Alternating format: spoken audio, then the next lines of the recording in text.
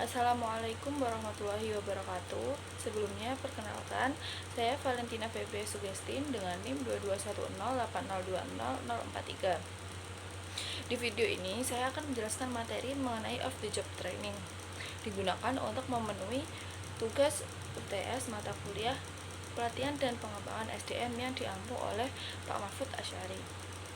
Nah, dalam video ini saya akan menjelaskan 9 metode instruksional dalam pelatihan di off the job training. Nah, langsung saja metode yang pertama yaitu lecture atau ceramah.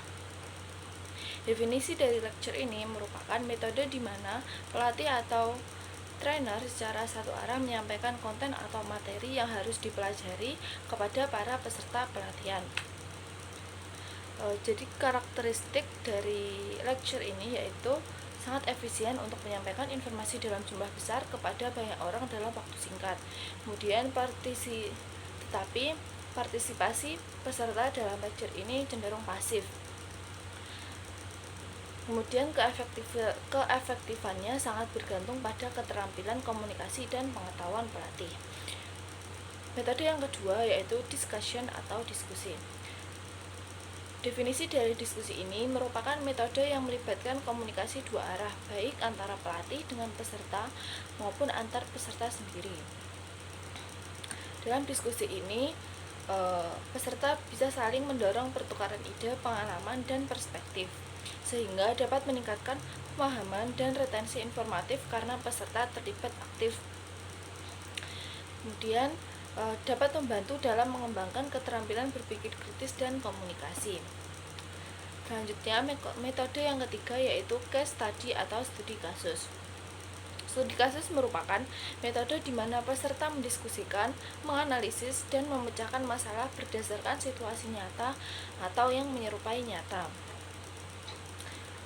Karakteristik dari studi kasus ini yaitu mengasah kemampuan analitis dan pemecahan masalah, melatih peserta untuk menerapkan teori dan pengetahuan ke dalam konteks yang kompleks dan tidak terstruktur.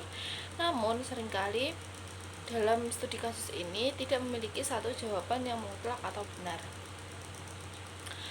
Metode yang selanjutnya atau yang keempat yaitu case incident atau insiden kasus. Insiden kasus merupakan metode yang mirip dengan studi kasus, tetapi fokusnya lebih sempit pada satu masalah konsep atau isu spesifik yang disajikan untuk dianalisis. Jadi, perbedaan dari insiden kasus dengan studi kasus yaitu insiden kasus ini biasanya lebih pendek dan langsung pada inti permasalahan dibandingkan studi kasus lengkap. Insiden kasus ini ideal untuk melatih respon cepat terhadap insiden tertentu atau memahami sebuah prinsip tunggal secara mendalam. Selanjutnya, metode yang kelima yaitu Behavior Modeling Training atau BMT, yaitu pelatihan permodelan perilaku. Pengertian dari BMT ini merupakan metode di mana peserta mengamati sebuah model, bisa langsung, video, ataupun simulasi, yang mendemonstrasikan cara melakukan suatu tugas atau perilaku yang diinginkan. Kemudian peserta berusaha meniru perilaku yang diamati tersebut. BMT ini sangat efektif untuk melatih keterampilan interpersonal, prosedural, dan teknis. Selain itu, dalam BMT ini sering menggunakan mix modeling strategi, yaitu menunjukkan baik contoh perilaku yang benar atau model positif maupun yang salah atau model negatif untuk memperjelas perbedaan. Metode yang selanjutnya atau yang keenam yaitu role play atau bermain peran. Definisi dari role play merupakan metode yang memberikan kesempatan kepada peserta untuk mempraktikkan perilaku, keterampilan, atau respon baru dalam lingkungan yang aman dan terkendali. Dalam role play ini dapat membangun kepercayaan diri dari peserta sebelum menerapkan keterampilan di dunia nyata. Selain itu, role play ini dapat memungkinkan peserta merasakan perspektif orang lain. Dalam role play memiliki variasi seperti reverse role play atau peserta menempati posisi lawannya, dan multiple role play atau beberapa kelompok memainkan peran yang berbeda secara paralel. Lanjut ke metode yang ketujuh, yaitu simulation atau simulasi.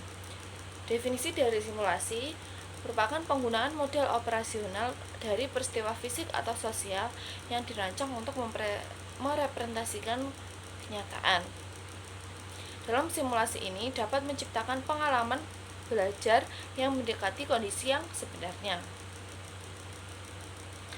Simulasi ini dapat dinilai dari physical fidelity atau kesamaan fisik dengan pekerjaan, dan psychological fidelity atau kesamaan kondisi psikologis.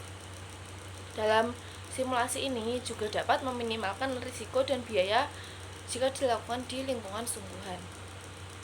Lanjut ke metode yang ke-8 atau games ke-8, yaitu games atau permainan. Metode ini merupakan metode pelatihan yang melibatkan kompetisi terstruktur yang dirancang agar peserta dapat mempelajari keterampilan-keterampilan spesifik. Games ini juga dapat meningkatkan keterlibatan atau engagement dan motivasi melalui unsur fun dan tantangan. Games ini juga dapat digunakan untuk mengajarkan strategi, kerjasama tim, pemecahan masalah, dan pengambilan keputusan. Poin pembelajarannya yaitu biasanya didiskusikan setelah permainan selesai. Lanjut ke metode yang terakhir, yaitu action learning atau pembelajaran aksi. Definisi dari action learning yaitu sebuah metode di mana peserta mempelajari dan secara langsung memecahkan masalah dunia nyata yang sedang dihadapi oleh organisasi, dan mereka bertanggung jawab penuh atas solusi yang diusulkan. Jadi, pada action learning ini peserta belajar melalui tindakan yang nyata atau learning by doing, berorientasi pada hasil yang langsung memberikan nilai tambah bagi organisasi. Action learning ini sering dikombinasikan dengan problem based learning atau metode yang mengharuskan peserta memecahkan masalah terbuka atau simulasi dan melibatkan mentorship serta evaluasi proyek. Jadi, ke-9 metode ini masing-masing memberikan kekuatan dan aplikasi yang berbeda.